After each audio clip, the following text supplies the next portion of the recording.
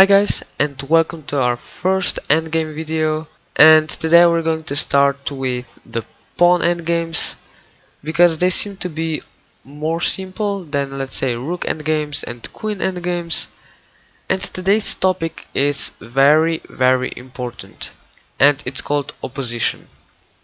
Now, when we talk about the pawn endgames, the opposition is actually the most important thing that you have to know, because if you don't follow the rules of the opposition, then there's a high chance that you're going to lose this position. So today we will talk about three kinds of oppositions, and I will start with probably the most basic one and the most important one of them, and this is the close opposition.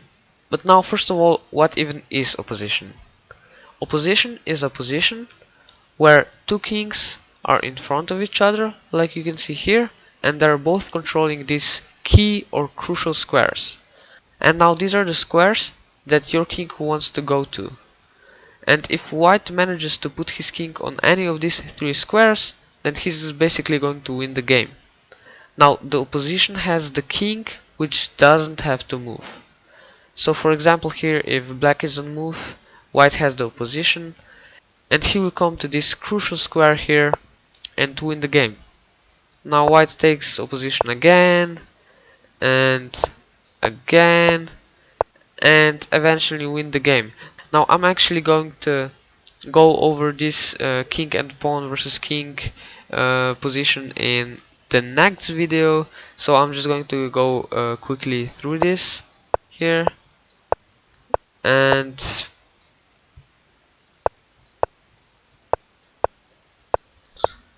okay, white is winning at the end. So I went quickly through this because I'm going to cover this in our next video. So white got to the opposition here and just went to this crucial square and won the game. So that's why opposition is very important, especially the close one. And now let's look at this position when white is on move. If white is on move here, then black has the opposition, and it's actually a draw here. Because black is successfully controlling these three squares, and white wants to move to one of these squares further, and he can't because of the black king. So he has to go to a square like this, and black again takes the opposition, controls these crucial squares, so the white king can't go further.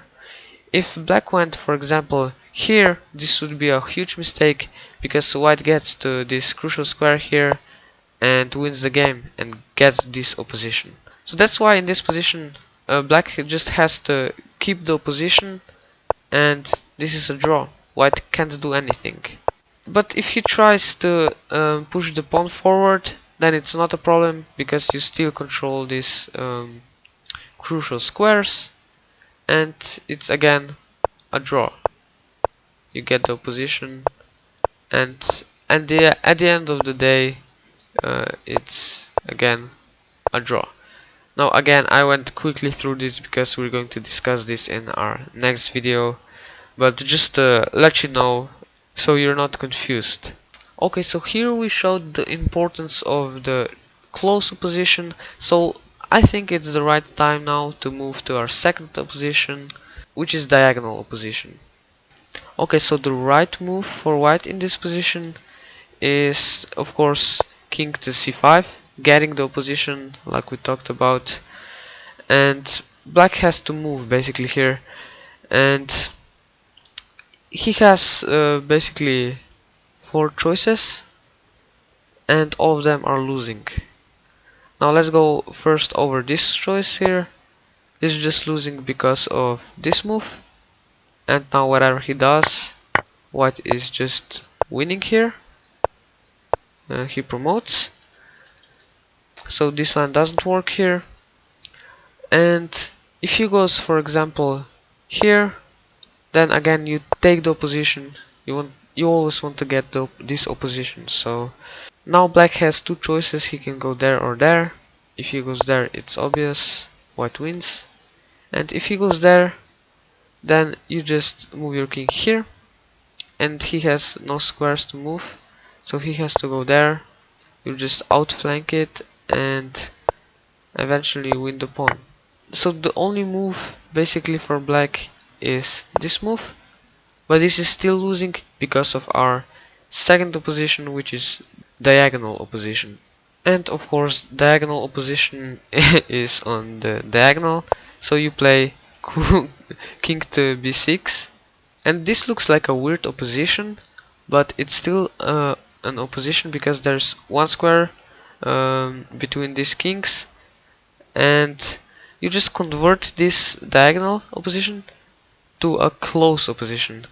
As you will see, if he goes there, you take the opposition, the close one of course. And this position we already saw. You just outflank the king here. You go to here because you just want to, of course, give him less squares to go to. So eventually he has to give up his pawn, like we saw, and now he has only one move left, and that's king to e8, which is of course again the same line. He doesn't have any squares here. We just come closer with our king, and now he has to give up his pawn, and we just promote the queen. So this was the diagonal opposition. You have to also think about this kind of opposition, not just short one, and always think about how you can convert this diagonal opposition into a close one, because as you know, the close opposition is like it's almost always winning, right? So you want to get the close opposition to win the game. So let's move on to our third opposition that we have, and the third one is distant opposition, which is a pretty weird one, and a lot of players actually don't know about this one because it's a little bit weird. I must agree. There are three squares between these two kings, but it's actually very important. So this position is really interesting. You can see that black is going to take all these pawns and try to win the game. So I want to challenge you guys and think about this position and comment down below which move do you think it's a draw for white. Okay, so if you came up with this move, then you're absolutely right. And that's because if white doesn't do anything, for example he moves his king up the board, then black is just going to win all these pawns and to win the game. Now you might say that this is an opposition, but actually black has this reserve move here, and he can use it now to gain the opposition himself. And now black has the opposition, as you can see.